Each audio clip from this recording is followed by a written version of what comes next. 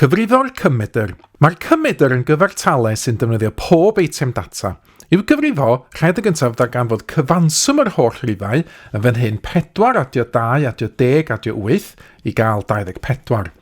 Yna, mae'n rhaid rhannu fo'r nifer o eitemau data yn fan hyn 1, 2, 3, 4, mae 24 rhannu fo 4 rhoi atab o 6. Nid oes angen i'r Cymedr fod yn un o'r gwerthoedd data na chwaith yn rhif cyfan.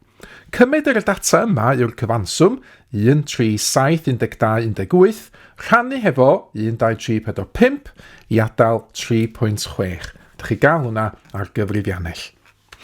Os ydym yn cynyddu'r holl werthoedd data gan yr un rhif, yna mae'r Cymedr hefyd yn cynyddu gan yr rhif hwn.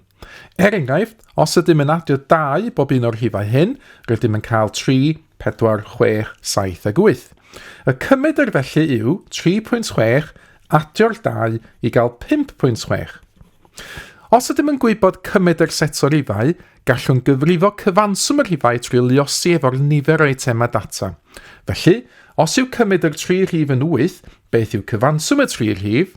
Yn fan hyn, rhaid lluosi 8 hefo 3 i gael cyfanswm y 3 rhif, sef 24. Olaf, os yw set o ddata yn cynnwys allanolyn, sef rhif sydd ddim yn ffitio patrwm gweddill y data, fel y 1000 yn fan hyn, yna y gallwn gyfrifo'r Cymedr, efallai nad yw'n gyfartaledd addas o gyfer y data, gan nad yw'n cynrychioli'r holl data yn dda iawn.